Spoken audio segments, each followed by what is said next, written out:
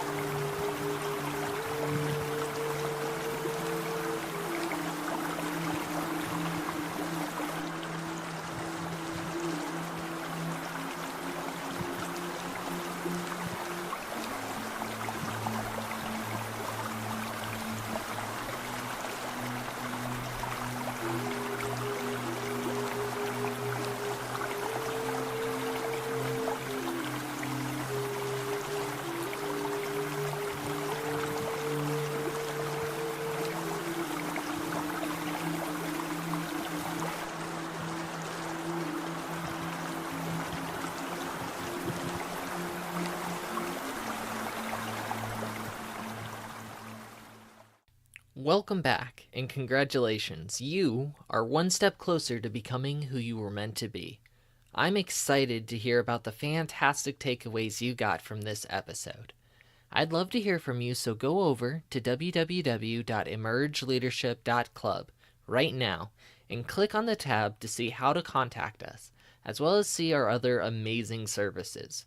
While you're there, if you would like to emerge into who you were meant to be even faster, then you'll want to officially join our family by clicking on the Become a Patron button, where you can gain access to exclusive member-only content that is absolutely amazing, including access to supporter-only podcasts, Q&A sessions directly with me, and the ability to get shout-outs on future episodes, all while also helping to support some amazing causes which are actively working toward improving the future for generations to come. Just to make sure you got it, to join our family and get access to this exclusive member-only content and help some amazing causes at the same time, go over to www.emergeleadership.club and click on the Become a Patron button right now. I'm your host, Cody Dakota, and I'm honored to have spent this time with you today. My final message for you today, and listen closely. It's time. Wake up your potential. Let go of your fears and anxieties. And let's discover what is possible. Emerge and become who you were meant to be.